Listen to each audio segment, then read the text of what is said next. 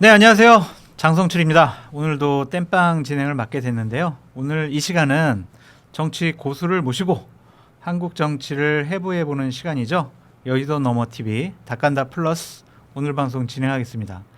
모시기 어려운 분입니다. 제가 평소에 상당히 존경하고 단어 하나, 문장 하나에 큰 울림과 가르침이 있는 국민의힘 전 비대위원장이신 김종인 위원장님 모시고 2026년 새해 전국 한번 큰 가르침을 오늘 듣도록 하겠습니다. 위원장님 안녕하세요. 네, 안녕하세요. 네. 건강하시죠? 네, 건강해요. 요즘에 네. 날도 추운데 어떻게 운동은 좀 하십니까?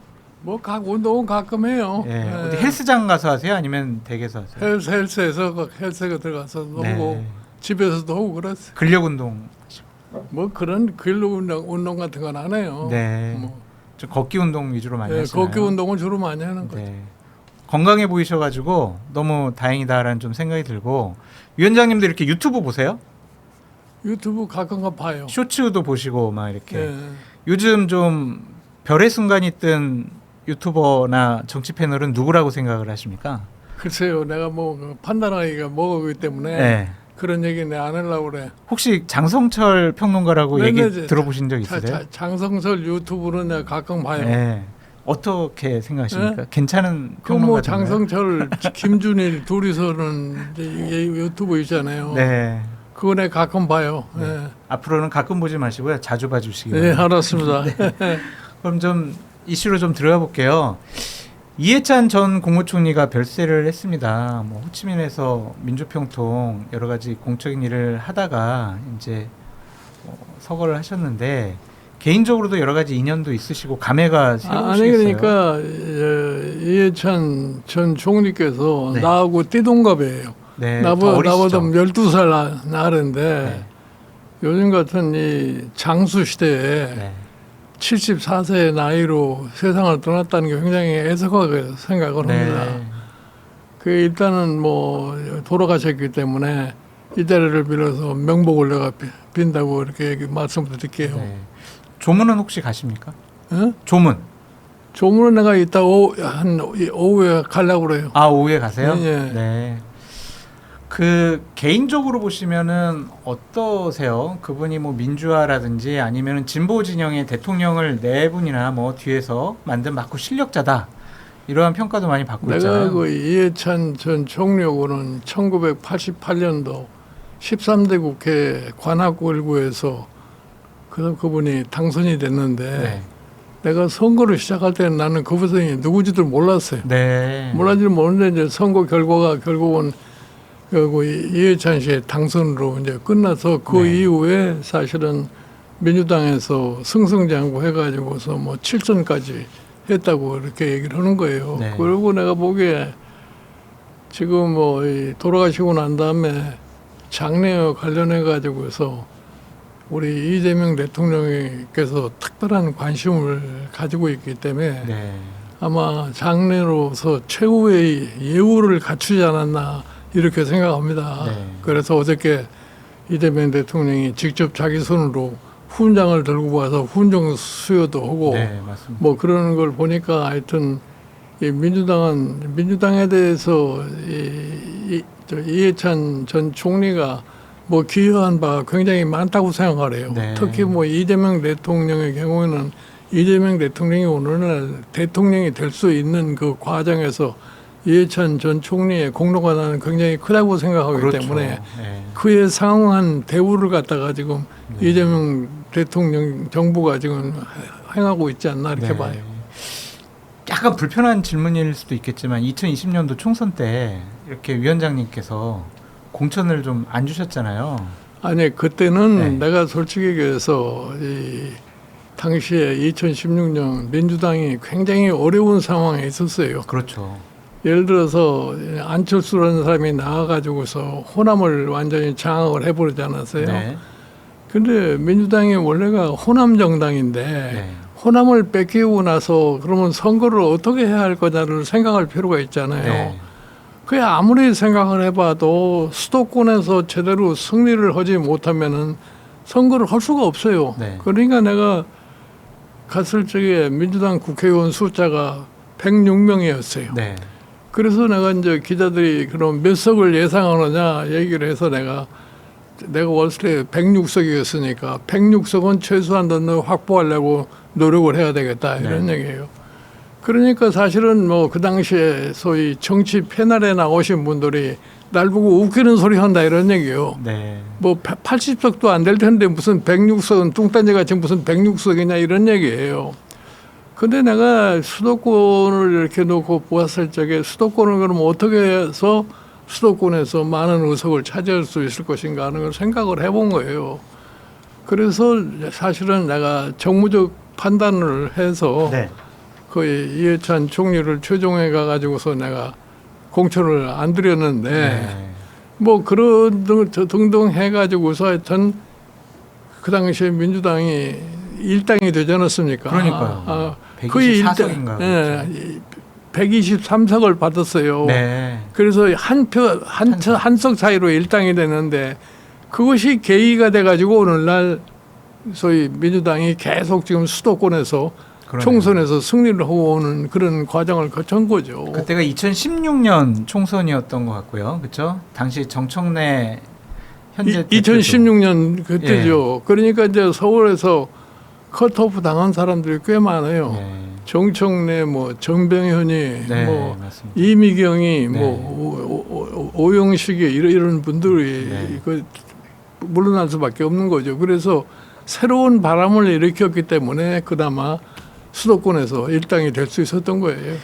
그때 제가 김종인 위원장님 되게 미워했어요. 네. 왜냐하면 그때 2016년에 당시 새누리당 당대표가 김무성 네. 대표였잖아요. 제가 그때 당대표실 부실장 맡고 있었거든요. 네. 근데 위원장님이 딱 민주당의 선대위원장으로 가셔가지고 와 우리가 선거 지겠구나 하시고 그 다음에 여러 가지 공천 문제라든지 캠페인 문제를 너무나 잘하셔가지고 김종인 위원장님 때문에 졌다 그렇게 생각을 하고 있었고요. 당시에요 숨은 에피소드가 있는데 김무성 대표가 이제 총선을 치르기 위해서 선대위원장을 모셔와야 되겠다. 그래서 첫 번째로 생각한 분이 김종인 위원장님이셨어요. 그런데 대통령실에 당시 우리가 이제 선대위원장으로 김종인 위원장님 모셔오려고 그런다.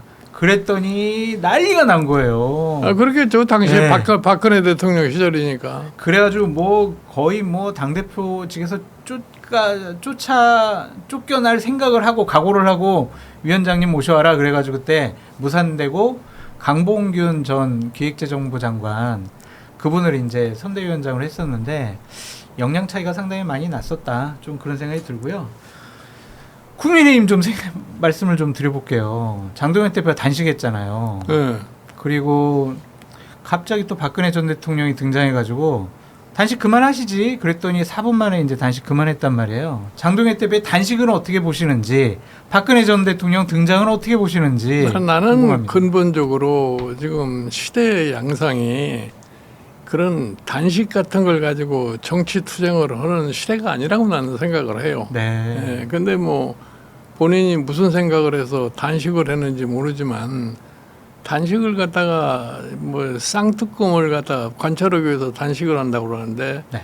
우리가 현실을 놓고 봤을 적에 민주당이 국회에 다수 의석을 차지하고 있기 때문에 뭐 단식한다고 그 문제가 해결되는 상황은 아니에요. 맞습니다. 그러나 뭐 보다 더 강력한 소위 반대 입장을 표시하기 위해서 단식을 시작을 했는데 단식을 중단하는 그 과정이 또 석연치가 않아요. 그렇죠.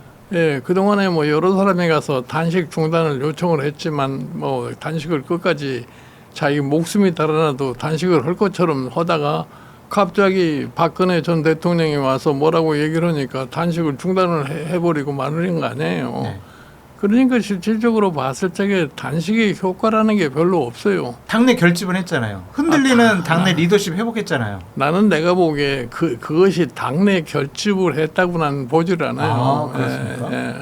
장동현 대표 그만둬야 돼. 당신 체제로 뭐 지방선거 치를 수 있겠어? 막 그런 분위기가 올라왔었거든요. 근데 그런 목소리가 다 사라졌잖아요. 아니 그거는 일시적으로 없어지는 거지. 앞으로 이제 장동현 대표가 당을 어떻게 끌어가느냐에 따라서 아마 분위기가 또 달라질 거예요. 네. 내가 보기에 지금 장동혁 대표는 아직도 윤석열 대통령을 잊지 못하는 그러한 입장을 갖다 취하고 맞습니다. 있기 때문에 예를 들어서 이제 오는 2월 19일 날 윤석열 대통령의 선고가 이루어지고 네. 그 선고가 지난번에 이재관 부장판사가 한덕수 총리 선고하는 그런 형태로 나타났을 적에 더 이상 윤석열 대통령에 대한 믿음을 가지고서 당을 운영할 수가 없을 거라고 나는 봐요. 네. 그리고 지금 사실은 이 국민의힘의 가장 지금 심각한 문제는 뭐냐면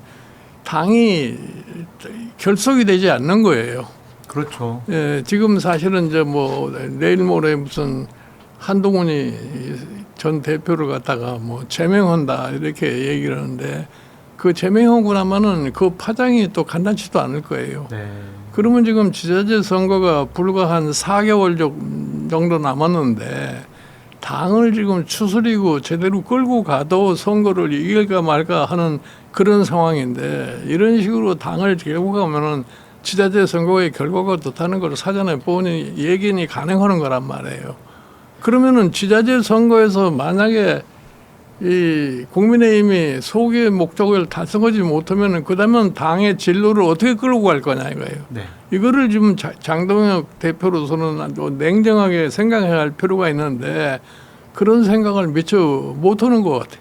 장동혁 대표가 왜 그런다고 생각하세요? 내가 보기에는 찍고 뻔하다라고 저희 많이 예측하거든요. 장동혁 대표는 참 정치에 입문한 지 얼마 되지도 않은 상황에서 갑작스럽게 당 대표라는 자리를 맡게 되지 않았어요. 네. 그러니까 자기 나름대로 또 자기의 앞으로 미래에 대한 다른 꿈을 꾸는 것 같아요. 네.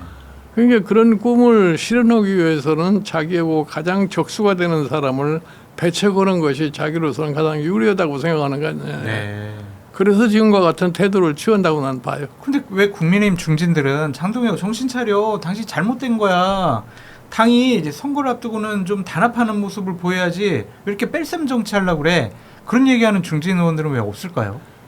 그리고 내가 보기에 뭐 잘 아시지만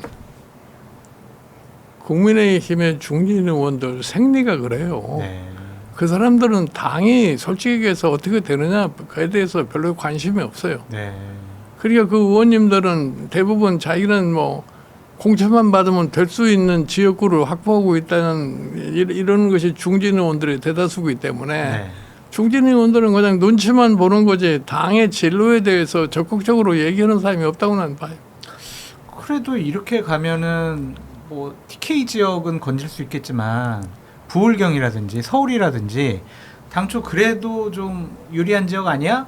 라고 생각했던 곳들도 아니 그러니까 예민할 텐데. 사실은 내가 이제 국민의힘에 가서 경험을 해봐서 아는데 예. 2021년 서울시장 보궐선거를 네. 두고서 그 사람들 중진들이라는 사람들이 나에게 권고하는 것이 뭐냐, 왜 쉬운 방법을 두고 어려운 방법을 택하느냐. 그래서 쉬운 방법이 뭐냐 그러면은 안철수로 단일화해야 된다 이런 네. 얘기를 하는 거예요.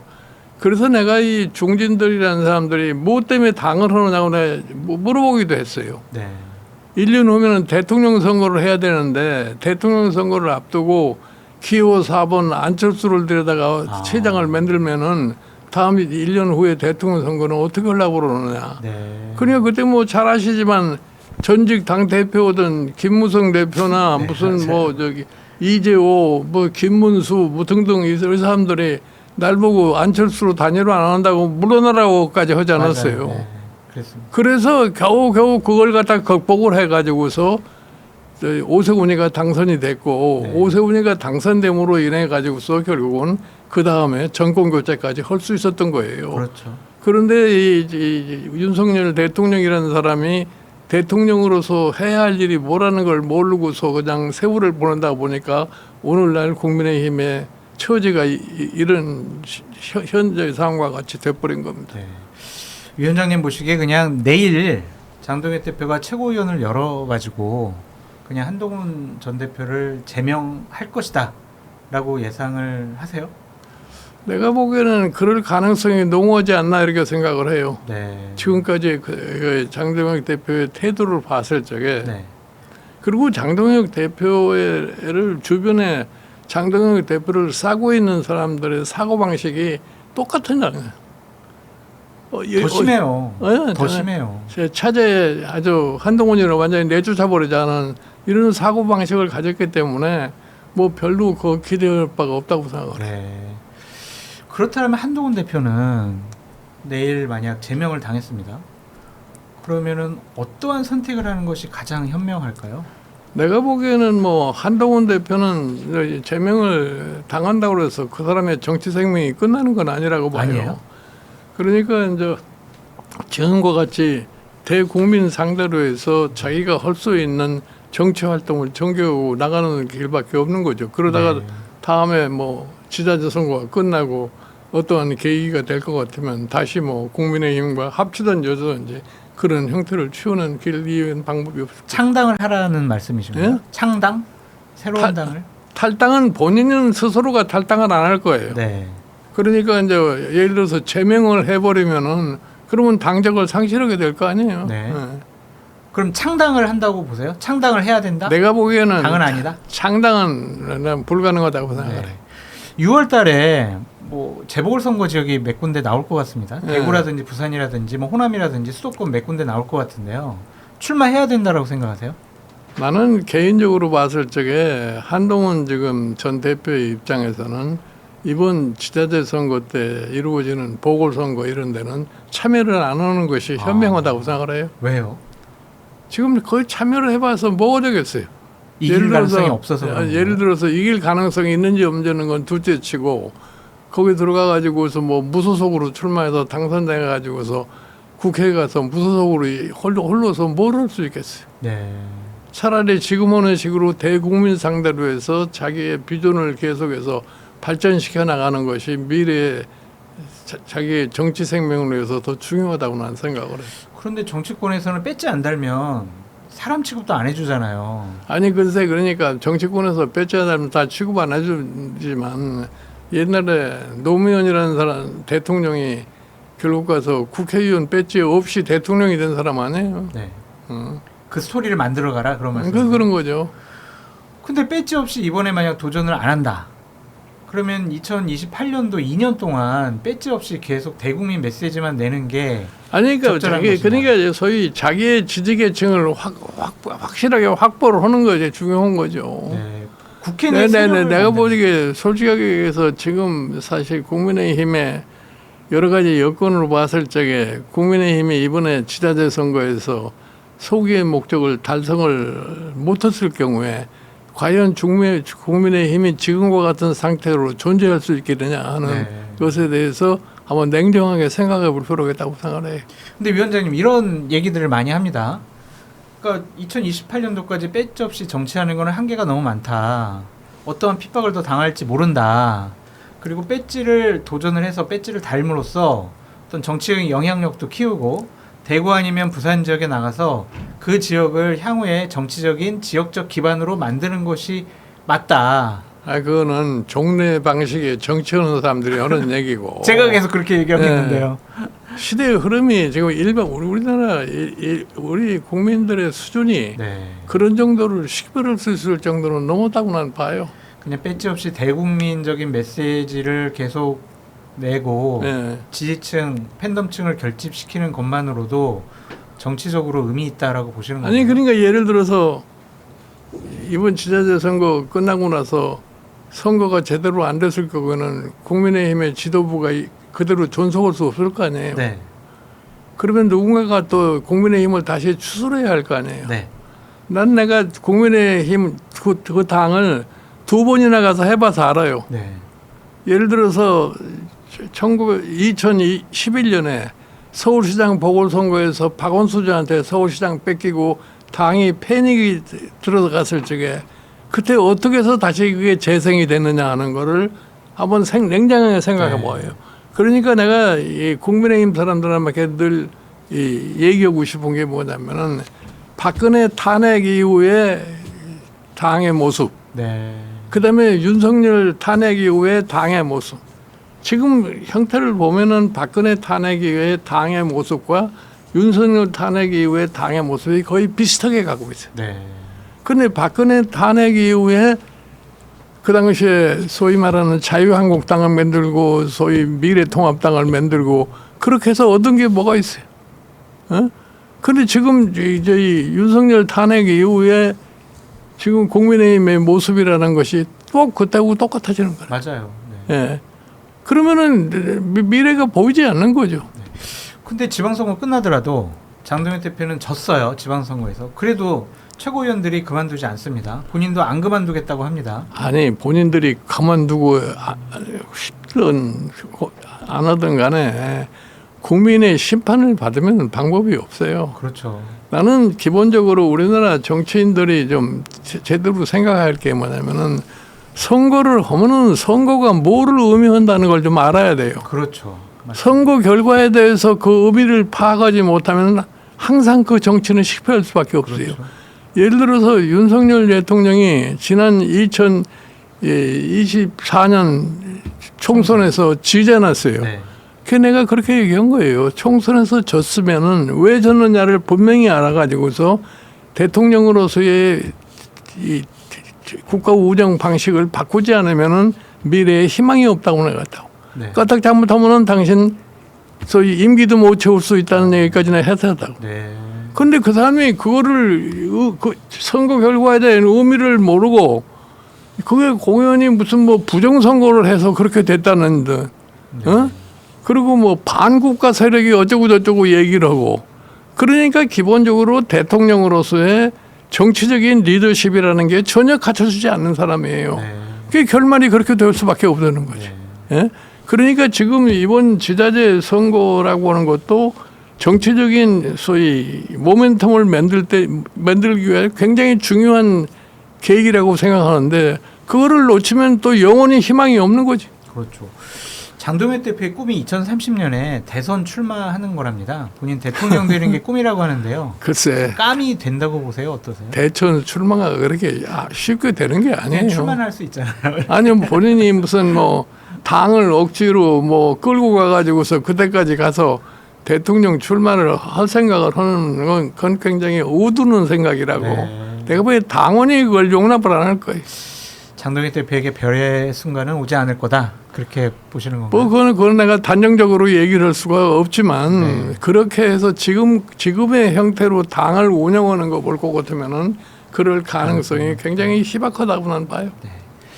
위원장님, 지방선거 전망을 한번 여쭤보고 싶은데요. 국민의힘 어디까지 뭐 가능할까요? 대구, 경북, 부울경, 서울 지역 이렇게 보시면 내가 보기에는 부울경이나 서울 지역은 내가 보기에 희망이 없고 위험해요.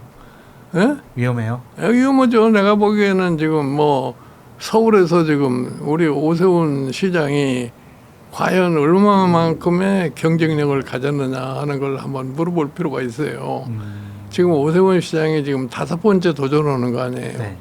근데 솔직하게 얘기해서 오세훈 시장이 그동안에 서울시에서 별로 그렇게 크게 내놓은 업적이 없어요. 성과물. 이제 그러다가 더군다나 서울 시민들의 지금 의식 구조가 어떻게 되어 있냐면은 무슨 대통령 후보감이다 뭐다 하는 그 거창한 이름을 걸고 하는 그런 시장을 원치 안 해. 네. 소위 시민과 소통하면서 시민의 일상생활을 어떻게 하면 좀 편리하게 해주는 그런 시장을 지금 원하는 거다 이런 얘기예요. 네. 그래 최근에 지금 뭐 성동구청장 하는 정원호라는 사람이 갑자기 저렇게 지지도가 높아지는 그렇죠. 게 뭐냐면 정원호가 지난 3번에 걸친 성동시장을 하면서 성동 구민과의 소통을 잘하고 성동을 굉장히 좀 살기 편한 그런 이 구로 만든 거예요. 네. 이제 그것이 지금 전 서울에 전파가 돼 있기 때문에 정원호의 지금 지지도가 굉장히 많이 올라가는 거라 이런 얘기예요. 네. 그런데 게다가 지금 뭐 오세훈 시장을 놓고서는 지금 그나마 국민의힘 중에서는 가장 경쟁력이 있는 사람인데 그것도 어떻게 뭐 달리 한번 딴 사람으로 교체해 볼까 하는 것이 당내에 지금 분위기 아니겠어요. 호시탐탐 나경원 의원이 노리고 있죠. 그러니까 지금 서쪽에서 이 서울시는 굉장히 나는 이 위험하다고 보시나요? 수도권에서는 어려울 거라고 나는 생각을 해요. 네. 부울경 지역은 어떻게? 부울경도 뭐 거의 비슷한 상황 아닌가 이렇게 봐요. 부울경도 지금 그러니까 지난 2018년에 네. 지자체 선거의 결과가 그 정도 수준으로 나타나지 않겠나 이렇게 보는 거예요. 되게 암울하게 보시는군요. 예.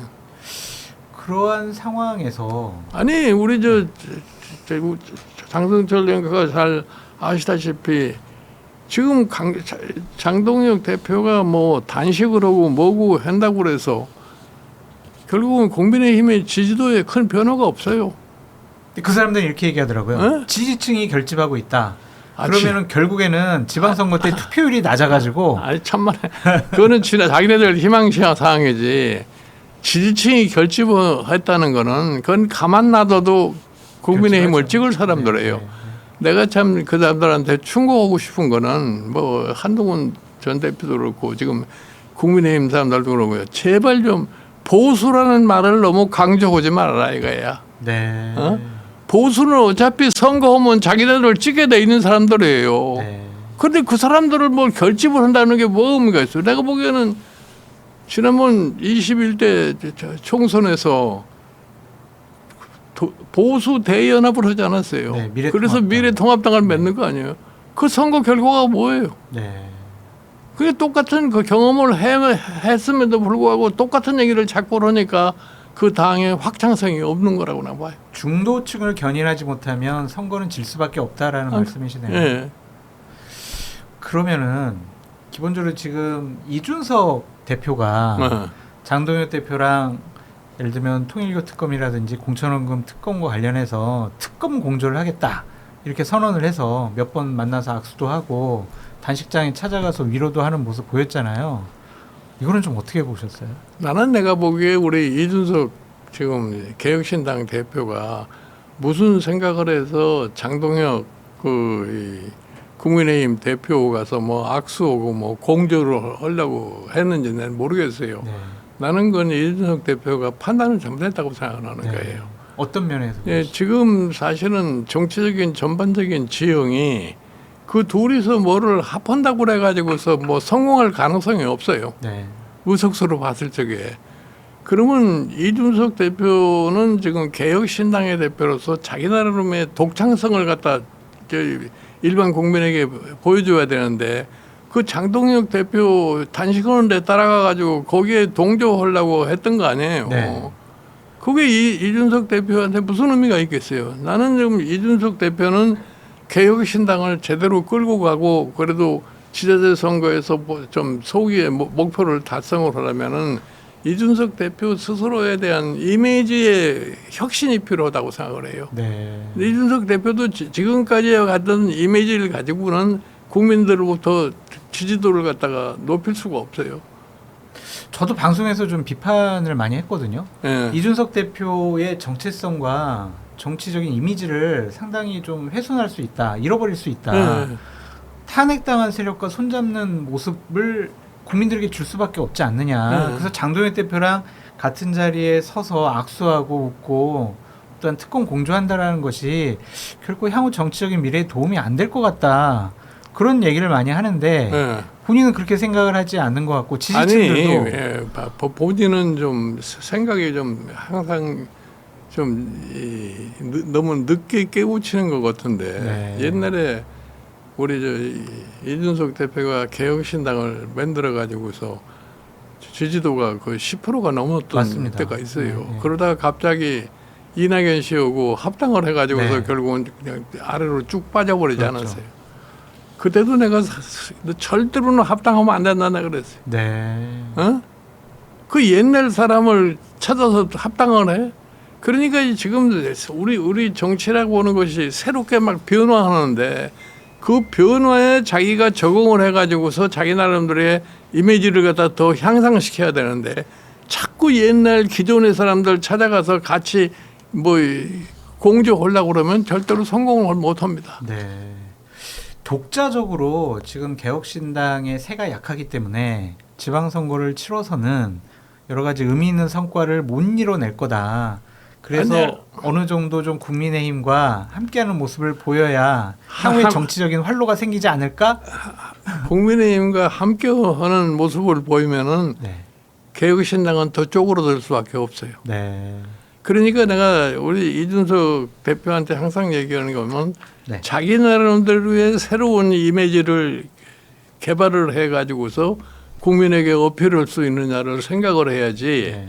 밤낮 구태의연한 방식으로다가 우리나라 정치에서 지금까지 내려온 그런 식으로 가서 추종을 해가지고는 절대로 새로운 이미지를 만들어낼 수가 없다고.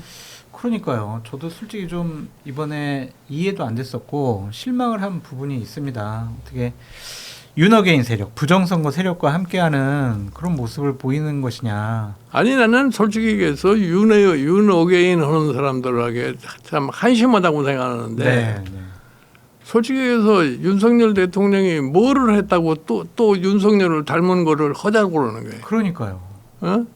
그러니까 이 정치적인 상식으로 봤을 때 안 되는 소리를 하니까 네.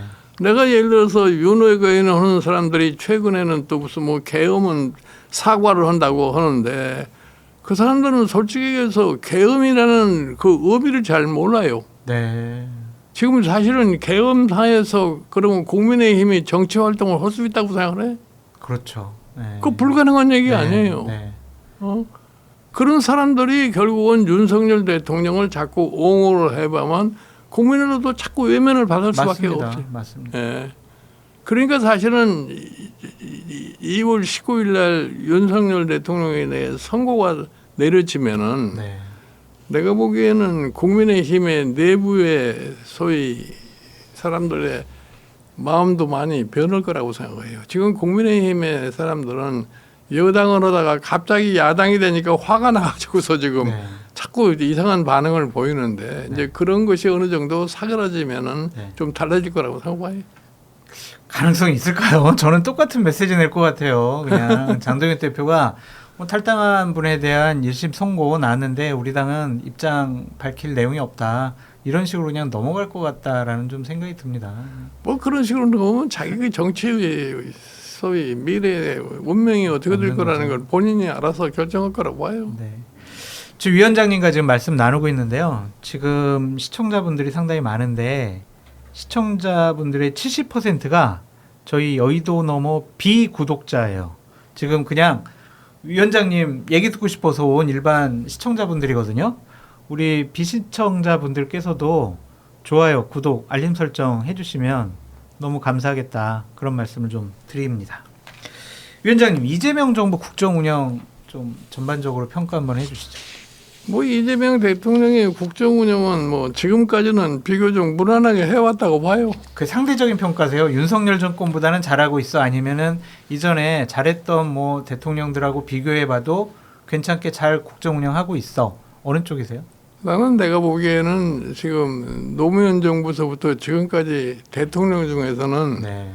이재명 대통령이 현재까지 상황에서는 뭐 가장 잘하고 있지 않나 이렇게 봐요. 네. 근데 야당의 입장에서는 야당을 무시한다, 니들 독재 아니냐, 막 뭐 이재명 끌어내리겠다 이런 얘기들 계속 하고 아니 있거든요. 그러니까 내가 참 우리나라의 정치 지형 모든 여건이 옛날하고는 다르잖아요. 옛날에 군사 정권 시대에 정치 활동할 때와 지금의 완전히 차이가 있는데 지금 솔직히 얘기해서 4년마다 국회의원 선거고 5년마다 대통령 선거하니까 정당이 제대로 기능을 잘할 것 같으면 그런 기회가 얼마든지 있어요. 그렇죠. 그러니까 예를 들어서 여당이 잘못하면은 야당한테 정권이 넘어가게 돼 있는 거 아니에요. 네. 그러니까 사실은 지금은 극한 대립을 할 필요가 없다고 생각을 해요. 네. 난 내가 보기에 우리나라의 헌법재판소라고 하는 제도가 87년 이후에 도입이 됐잖아요. 네. 국회에서 입법하는 과정 속에서 그렇게 극단적인 투쟁은 할 필요가 없어요. 예를 들어서 그것이 헌법에 맞지 않으면 헌법재판소에 가면 되잖아요. 그렇죠. 헌법소원을 하면. 네.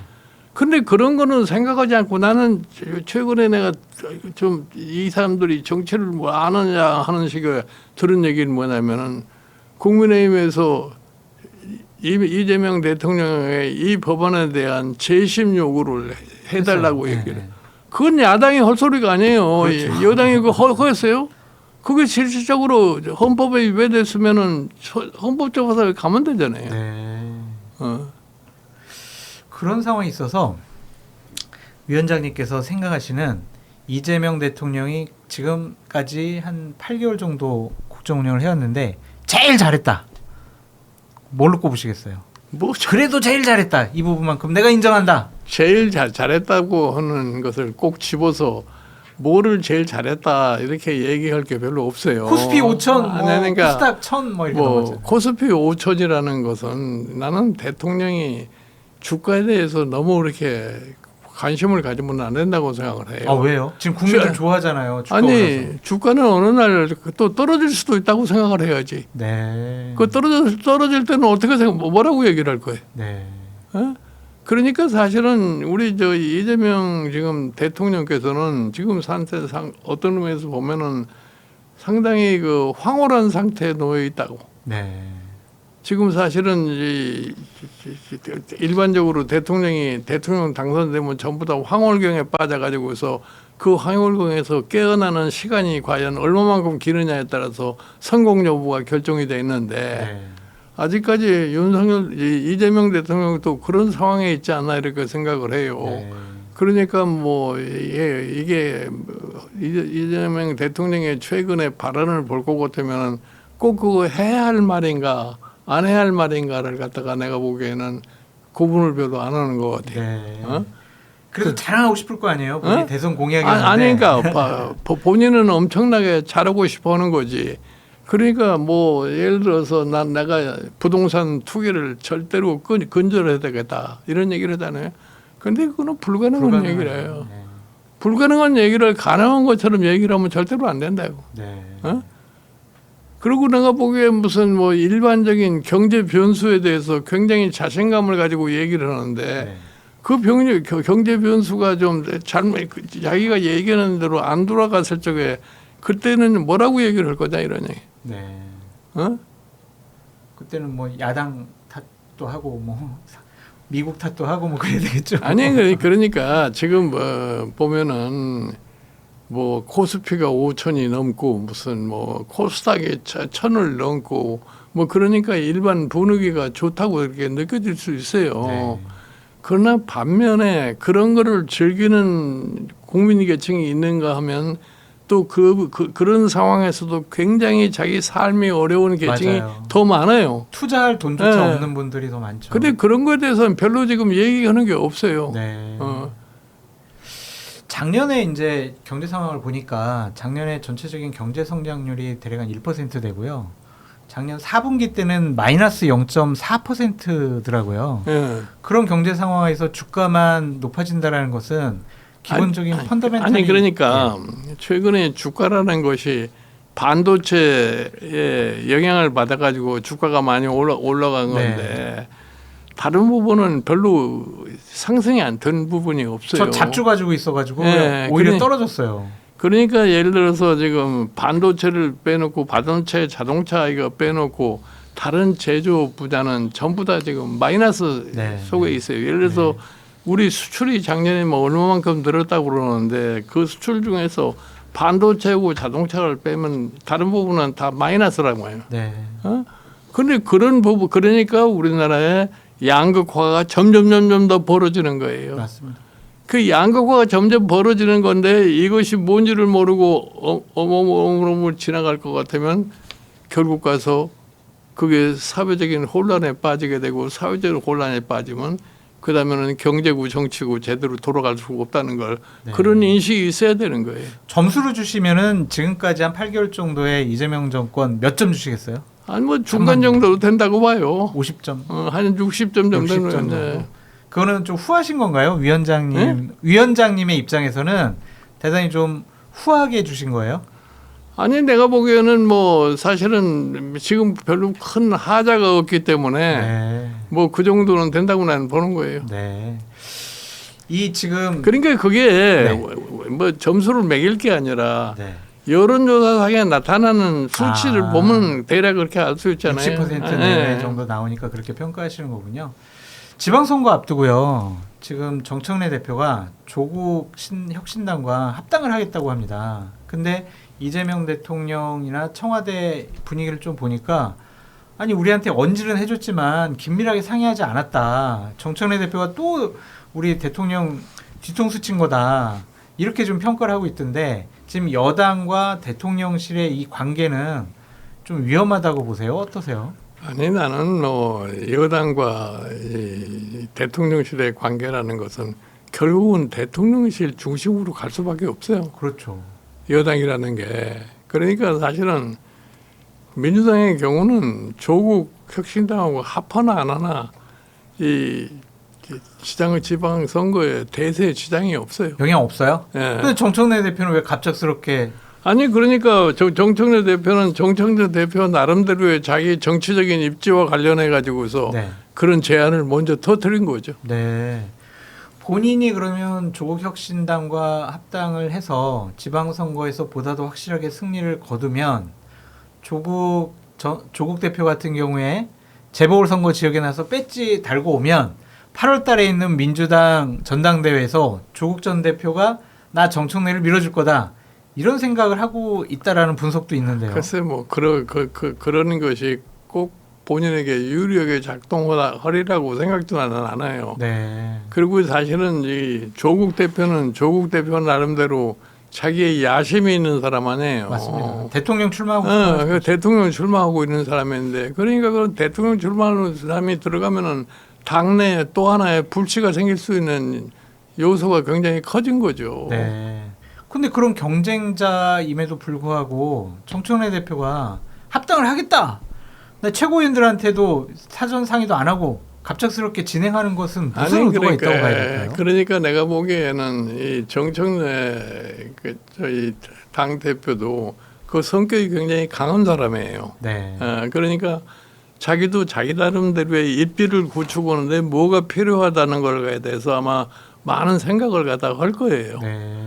그런데 이제 여당이라는 건 벌써부터 조국 합당과 관련해 가지고 당 내부에서 반대 의견이 많이 나오는 거예요. 아니에요. 근데 그거를 이제 수습해야 되네. 내가 지금 여당을 과거에 지금 윤석열 대통령 시절에 국민의힘도한테도 그런 얘기를 많이 했는데 여당은 사실은 무슨 그런 당 내부의 무슨 권력이나 이런 걸 문제가 아니라 예를 들어서 대국민 상대로 해서 맞아요. 네. 이 소위 정책 개발을 어떻게 할 거냐를 생각을 해야 되거든요. 네. 그 대국민 상대로 소통을 해야 되는데 네. 지금 정당들을 볼 것 같으면 전부 당 내부 사정 뭐 상대방에 대한 공격 이것밖에 하는 게 지금 없는 거 아니에요. 네. 그럴 능력이 없어서 그런 걸까요? 아니면 그런 생각이 없어서 그런 걸까요? 아니면 자신의 정치적인 목적에 내가 보기에 도움이 안 된다? 이게 아직까지도 지금 근대 소위 자본주의 시장 경제화에서 선거에 국민들의 표를 어떻게 요인한다는 것에 대한 인식이 별로 없는 거예요. 네. 위원장님께서 여당에서 좀 눈여겨보는 정치인이 있어요. 저 사람 괜찮네. 다음번에 대통령 감이네. 보다 더 큰 정치할 수 있겠네. 그렇게 민주당에서 좀 생각해본 정치인이 있으세요? 아직까지는 그런 사람이 보이질 보여요? 않아요. 국민의힘은요? 국민의힘도 마찬가지고. 개혁신당은요? 개혁신당은 뭐 한 사람밖에 없으니까. 이준석 대표. 예. 그럼 큰일이네요. 다음번 2030년도에 갑작스럽게 4년 만에 국민의 인정을 받고 대한민국을 운영할 만한 그러한 큰 정치인이 보이지 않는다는 아니 것은 왜냐면은 대한민국의 현실을 냉정하게 인정하고 그 현실 문제를 타개하기 위해서 미래에 대한 비전을 제시하는 사람이 지금 아무도 없어요. 네. 강훈식 비서실장은 좀 어떻게? 응? 강훈식 비서실장은 좀 어떻게? 글쎄요, 내가 보기에 강훈식 비서실장은 아직은 그런 경제까지는 미치지 못한 것 같아요. 그냥 참모로서 지금 역할을 잘하고 있다. 그냥 그 정도로 보시는군요. 원래가 참모든 사람이 그게 될 수가 없어요. 네. 예를 들어서 뭐 문재인이 같은 사람이 묘하게 무슨 그 참모하다가 갑자기 뭐 대통령 후보도 되고 했는데 네. 한동훈 대표는 어떻게 보세요? 한동훈 좀 대표는 키워볼 만하다? 앞으로 자기의 처신이 어떻게 가느냐에 달려 있는 거죠. 뭐. 네. 너무 그거는 좀 원론적인 말씀이시잖아요. 어? 한동훈 대표, 당신 이렇게 하면은 2030년도에 대통령 후보나 깜으로 인정받을 수 있어. 이제 한동훈 대표는 자기의 가장 큰 약점인 전직 검사라고 하는 그 이미지를 완전히 자기 스스로가 그때까지 탈피를 해야 돼. 네. 그렇지 않으면 내가 보기에 굉장히 힘들 거예요. 네. 그러한 계기가 6월 달에 재보궐선거 지역에 나가서 정치인으로서 자기 선거 치러봄으로써 좀 역량을 키워 나가는 거는 하나의 수단은 아니다. 자기 선거를 주로 역량을 키워서 이번에 국회에 들어가면은 네. 그 자기 약점에서 탈피하기가 더 어려울 거예요. 더 어렵다. 네. 한태표 쉬어가라는 그런 네. 위원장님 말씀이시네요. 더 좀 단련을 받지 않으면 안 되네. 네. 위원장님 저는요 좀 보수주의자거든요. 보수 쪽에서 계속 그 당에 있었고요. 그래서 2030년에 대통령 선거에서 보수가 이겨야 된다고 좀 생각이 드는데 그러면 경쟁할 수 있는 깜이 되는 정치인은 아니 2030년에 예를 들어서 지금 국민의힘이 선거에 승리를 하려면은 네. 이재명 대표 대통령 정부가 아마 상당히 실패를 해야지 가능할 거예요. 네. 그래서 사실은 이재명 대통령 정부의 성공 여부는 이재명 대통령이 과연 현재 한국에 당면하고 있는 경제 문제를 제대로 해결하느냐 못하느냐에 달려 있어요. 네. 그래서 이재명 정권은 경제 정책에서 성공을 못하면 결국 가서 실패할 수밖에 없는 거라고 해요. 네. 예. 지금 그러면은 하는 경제 정책으로 봤을 때는 괜찮을 것 같아라는 생각이 드세요? 아니면 우려스러우세요? 나는 지금 현재 경제 정책으로 봤을 적에는 현재는 아직까지는 단정적으로 얘기를 할 수가 없는데 네. 아직까지도 우리나라 경제의 문제에 핵심을 지금 짚지를 못한 것 같다고. 그 포인트가 뭐예요, 위원장님? 아직은 우리나라 예를 들어서 내가 이런 얘기를 항상 강조를 하는데 양극화가 굉장히 심한 나라 아니에요. 네. 이거를 본질적으로 해결을 못해가지고서는 경제정책에 성공할 수가 없어요. 네. 그래서 막 민생 쿠폰 뿌리고 민생 아니 그러니까 지원금 하잖아요. 민생이라는 것이 지금 내가 제일 지금 이 우리나라 정치에서 문제를 삼는 게 뭐냐면은 보수 진보 이렇게 논하 있잖아요. 근데 진보 정당이나 보수 정당이나 집권하고 나면은 경제 정책이 똑같아. 맞아요. 어? 네. 그러니까 문제 해결이 안 되는 거예요. 네. 어? 그래서 항상 실패를 할 수밖에 없는 거예요, 된 거예요. 어? 그러니까 예를 들어서 옛날에 뭐 문재인이 그 정권을 잡으니까 민주당에서 뭐 20년 정권 잡는다고 그러잖아요. 네. 근데 뭐 거의 5년 만에 정권 교체가 돼버린 거 아니에요. 네. 그러니까 우리나라의 유권자들의 수준을 놓고 정치가 이거를 어떻게 매니지해야 할 거냐를 생각을 해야 되는 거예요. 지금 솔직히 얘기해서 우리나라의 지금 양극화 현상이라는 것은 대한민국 경제의 발목을 갖다가 가장 크게 잡고 있는 거라니. 네. 어? 근데 그 문제에 대해서 이런 방구도 안 하잖아요. 확장 재정이 맞아요? 아니면 긴축 재정이 맞아요? 확장 재정이라는 것도 그 확장 재정을 어떻게 하느냐에 따라 달려 있는 거지. 네. 맹목적으로 확장 재정을 한다고 해서 경제에 좋은 현상이 오는 건 아니에요. 그냥 적재적소에 투입을 잘 해야 되는데 네. 아직까지는 그거에 대해서는 확신을 못 하겠다 그런 생각을 갖고 네. 계시는 거군요. 지금 뭐 예를 들어서 이재명 대통령께서 뭐 그런 얘기를 많이 하잖아요. 뭐 기본 사회, 뭐 네. 기본 소득. 그런데 기본 사회, 기본 소득을 갖다가 어떻게 만들 거라고 하는 것에 대한 구체적인 방법은 제시하는 게 없어요. 없어요. 네. 그냥 일단은 좀 돈을 네. 뿌린다 이런 인식만 좀 주고 있는 것 같습니다. 마지막 질문 좀 드릴게요, 위원장님. 아까 2030년 전 대선을 얘기했는데 보수파 진영에서는 아무리 생각을 해도 두 사람밖에 없는 것 같아요. 이준석 개혁신당 대표가 있는 것 같고 국민의힘에는 한동훈 전 대표가 있는 것 같습니다. 이 둘이 막 경쟁을 하면서 같은 당에서 시너지 효과를 좀 냈으면 좋겠다는 아니 그러니까 생각이 있는데요. 나는 내가 이준석 대표를 너무 잘 알기 때문에 네. 이준석 대표가 굉장히 총명한 머리를 가지고 있는 사람이에요. 그럼요. 근데 구 시대 정치인들의 답습을 보면 절대로 안 돼요. 네. 그러니까 자기 나름대로의 새로운 신선함을 국민에게 보여줘 가지고서 자기의 이미지를 향상시켜야 되는데 네. 그러니까 사실 뭐 누구를 갖다 개인적으로 공격한다든가 무슨 야당에 대해서 극렬한 얘기를 한다든가 그런 게 지금은 필요가 없어요. 네. 국민이 너무 잘 알아요. 네. 현 정부가 뭐를 잘하고 뭐를 잘못하는 것도 다 알고 있고요. 네. 그러니까 그거를 넘어서 가지고서 자기 나름대로의 비전이 제시가 돼야 되는 거예요. 네. 이제 그 점에서는 한동훈 경우도 똑같아요. 네.